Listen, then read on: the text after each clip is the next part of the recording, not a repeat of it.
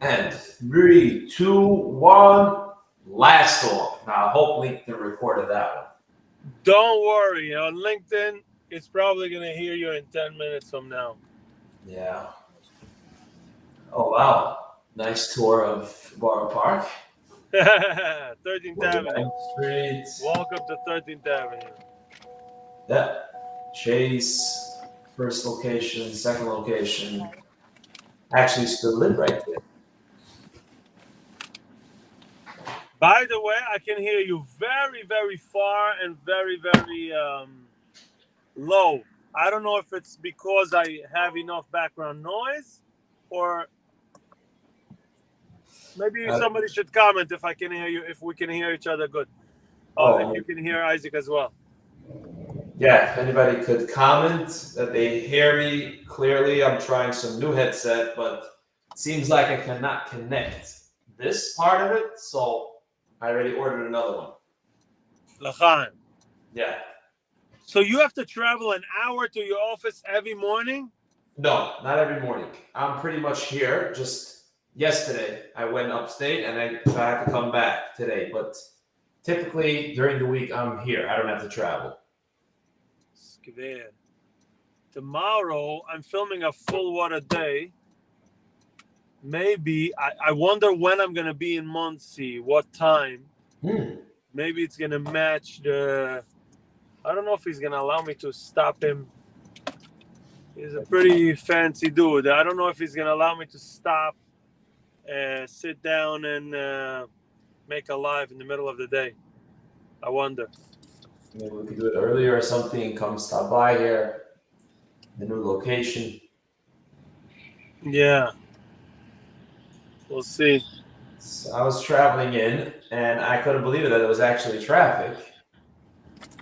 But first, you have to explain why we're so late. Right. Yeah. Go ahead. Yeah, you have a point. So, right, I was traveling from Monticello to New Square, where I am right now, and there was actually traffic. I thought I'd be here by 1. And to my surprise, there was traffic in a bunch of places. There was only one lane. And I was on the phone with someone, and that person told me actually that there's like some joke that when the summer starts, you see them putting out the cones, and then on Labor Day, they collect them. Ay, gewalt. But at 12:30 middle of the day, traveling like all the way upstate, it was just traffic, so it ended up getting later and later until finally we made it here. Crazy. I don't want to say the worst place in the world, but it's definitely making a good effort. It's competing. Yeah. Look at this. We're surrounded by buses. Camera. Back camera. Right. Also, traffic. Favos nicht. This is a frame that anyone who used to live in Borough Park doesn't miss. Yeah. Gosh. Just sit. Yeah. You're sitting in the car, just sit. Wow. So I'm on the way, Mietz Hashem, to create to go record a podcast soon.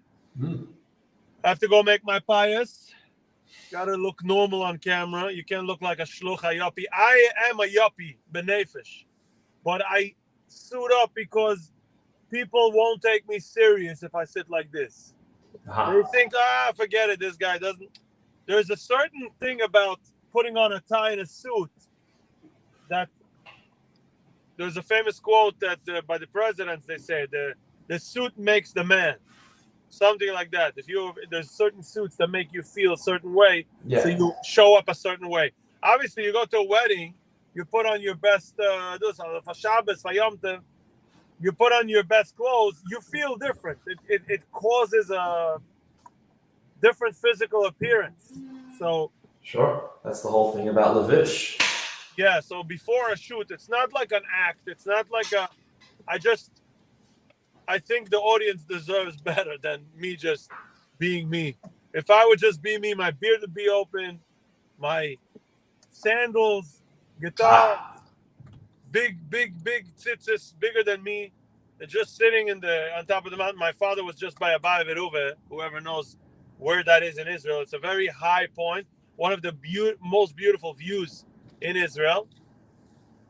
Very relaxing over there. It's mamish on the border of Lebanon, so very rare people go there.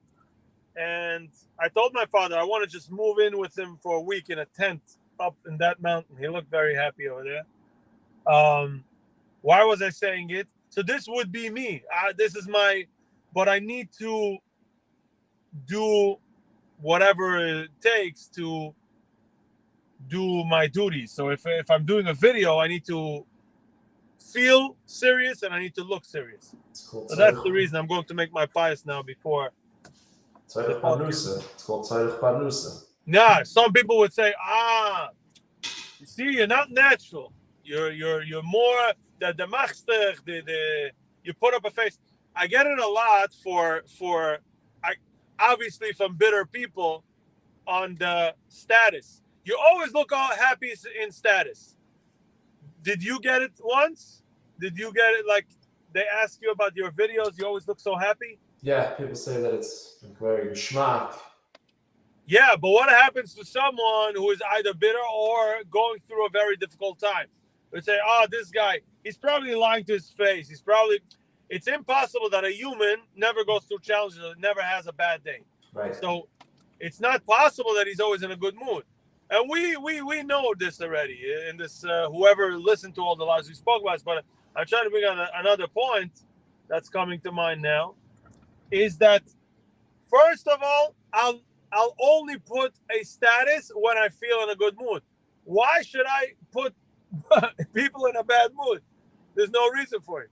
Mm-hmm. If I'm in a bad mood, I'll find my corner, I'll live it out, I'll figure it out, I'll daven it out, and I'll go, did I just pass the red light? Maybe. And I'll go make sure when I get back in a good mood and I have a feeling to do a status, I'll have an idea, I'll have a reason, I'll do another status. But Snamazoi, when you're in a bad mood, no, don't go on status. Right. No, I want to see the real you. I'm being real. But I don't think it's fair to people to go up grumpy on status. Second of it, so that answers why you won't see the bad side. You always see only the good side, because only when it's good, you consider a status. You don't consider... When I say status, it's any social media platform. Also, the live is the only commitment that even when it's a bad mood, we just figure it out. One of us needs to be okay. And if both of us are down, too bad. It's a daily life. It's a daily commitment. Mm-hmm. For whoever is new here and doesn't know, this is every single day, Monday through Thursday, 1 p.m.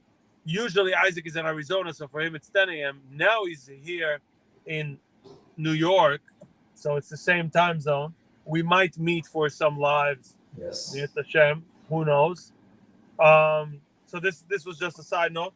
So that's why you think sometimes that people on social media are always happy or are faking it. Right. Not necessarily. I don't feel like I'm faking anything. I'm being authentic. And part of what I explained that I'm going to make my bias is not being authentic. I think part of authenticity in a podcast is that I should go make my bias. Yeah. 100% about that. You know, they say the apunim for mensch is ala shusarabim, and if it's not the right situation, then why broadcast it? Exactly. And then there's actually one video that you made. I'll never forget it, and you probably won't either.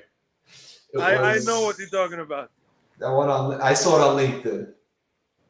Hey, you didn't say it. You didn't say anything. Yeah. Can't forget that one. That was so original. Nobody ever did something like that. Nobody ever will. Sometimes it's better to not say what you can't say.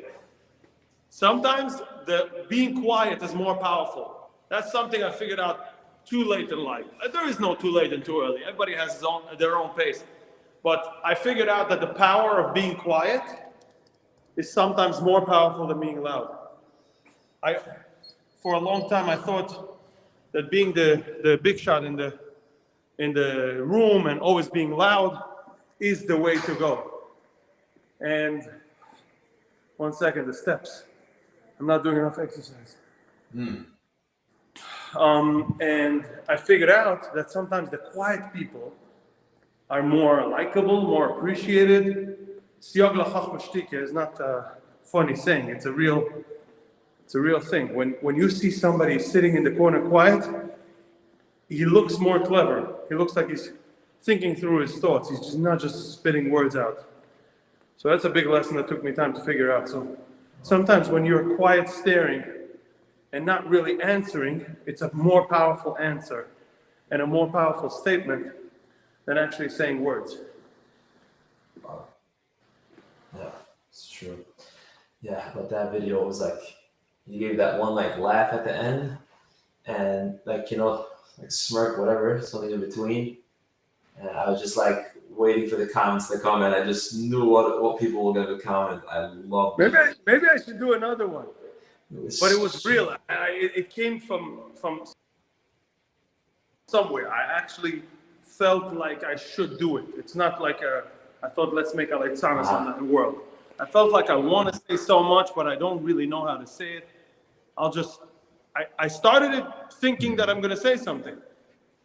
And it just continued. And I said, I'm just going to upload it like this. Wow. Yeah. Another cute thing actually was I came here to this office, and then one of the guys stopped me next door. And he told me that he follows the daily lives, and he couldn't believe that I was right here next to him. He couldn't believe he's seeing you live. Is that you? Was nice. Yeah, that happens. Yeah. You'll get used to it. You'll get used to it eventually. Yeah. Okay, Yeah. we're 12 minutes in. Any other thoughts? I gotta get ready with my pipes. Right. Here you can see working on episode 2, back camera. Episode 2 of The Businessman. Very exciting one. It's shorter, but it does have the same power. I got so much good feedback. I did not expect so much good feedback.